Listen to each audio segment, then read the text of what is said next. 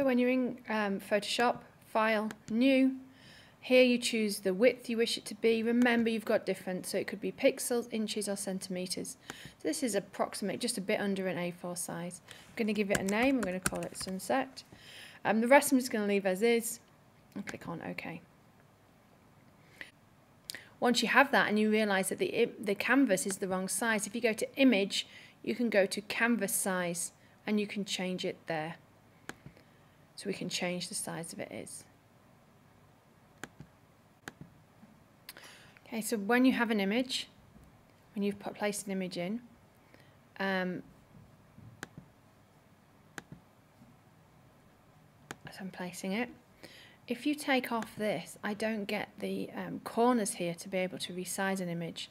But if I click this on, I get the corners. If you hold the Shift key down when you resize, it will resize in proper proportion. So I'm just going to take it down a little bit there and place it there. Once you're happy with where it is, you must click on the tick and then it will place it for you. Here, this one allows you to crop or select certain areas, and when you select an area, can you see you get the marching ants? These marching ants are showing you that's the area that's been selected. To unselect, it's Control or Command D. Here you've got the lasso. Again, these will let you select specific areas. The magnetic lasso tool is something that you'll use because when you use it, it will select click by click the areas that you're looking on. So as you click, it will select that whole area for you. And again, once you've got the marching ants, that means that you've got a whole area selected. I'm going to Command D to unselect that area. The magic wand and the quick selection tool allows you to select an area at a lot greater speed. If you look at Mr. Carr's presentation, it goes into a lot more detail there. You can crop an area. The pipette tool, this is something that I can foresee you may be wanting to use. It's called the eyedropper. What the eyedropper will allow you to do is select a colour. Can you see down here it's now selected that pink, or if I wanted that red, although it sees that as white I think because of the image there, but you can see that pink. It might be able to see this purple. So there, it's selecting that colour, and then that's the colour that you can then use on this project.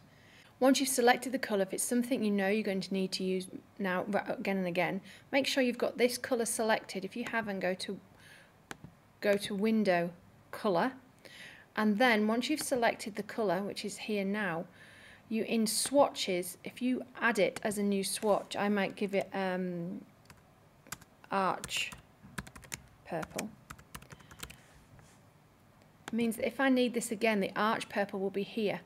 So if I need the purple again and it's no longer selected, so maybe I've selected that, and then I'm like, oh, I need that purple again, I can just select the purple from here, and can you see it changes, so it knows it needs to use it again. So this swatch is a nice way to build up some colours that you really wish to use. You've got a healing brush, which can heal like spots, so it can take out tiny blemishes. The paintbrush clearly just allows you to paint in whatever colour you use. You can use the pencil tool as well. The clone, you can clone an area. So if you use the clone stamp, you need to hold down the Alt key, select an area,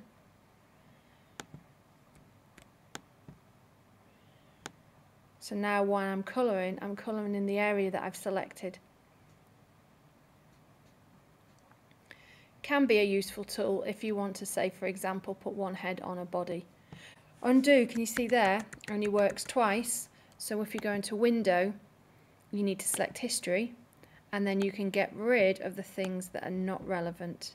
Okay, so I don't want to rasterize the area, I don't want to use any of these things that I did. So I can get rid of all of these, get rid of anything you want. Okay, you've also got something called layers here. So in layers, each layer, each thing on the top will be the topmost layer. Now, so say I want to make some changes on this, but I was a bit worried because I wanted to make sure I've got the original just in case. If I could duplicate this layer, which is one way to do it. So we right click on there and we would duplicate the layer. We'll just call it copy background. Okay. What that means is I can hide this layer so you can't see it. So that's what I'm going to do. And I'm also going to make sure that on this particular layer it's locked. So now I'm going to work on this layer here. Now I'm going to make some changes to this layer. I'm going to use the erase here, the eraser tool. And just take out a little bit of area over there.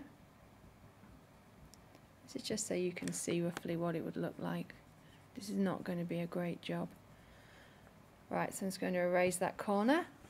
I'm going to use this purple that I've selected here, and I'm going to use the paint pot I'm going to select an area, this area here. Let's see if this works. I'm not 100% sure. Use the paint pot. I've got the purple selected, and I'm going to select that area and make it purple. Okay. Marching ants go, so I'm going to do Command D or Control D, depending on what you're using. So now what I'm going to do is show you, look, if I show you the background, it's still there. But this is my new version of it, this one here, and these little eyes show you what you're doing. By having the background, it means that I could then add a new background, and on this one it might be that I would go to the T for text, and here I'm going to write, I don't know, hello. Okay, up the top is always where you've got things that you can change, so I'm going to make it a little bit bigger. I'm going to use that purple that I've already selected a while ago, so there we go. I'm going to put it here. I'm going to make it a little bit bigger. So by using that layer, and let me just show you what happens if I put this layer here. Oh, sorry, you've got to tick it to say it's in place. If I move the layer, it's now underneath. So can you see the H has been disappeared a bit? But if you put it on top, it's fine. So that's roughly layers. The paint pot smudge tool, you may wish to use it. Smudge tool, if I go onto this layer here, it just smudges the area. You can use it a lot lighter than this. Again, everything you want is here. How big is it going to be? What mode are you using? All at the top here, whenever you choose anything. The blur tool just blurs the lines just a little bit, so that lines are not quite so solid. It's not as extreme as a smudge tool, and sometimes quite a nice one to use. To be fair, that's all I'm going to go through down here for now, and enjoy.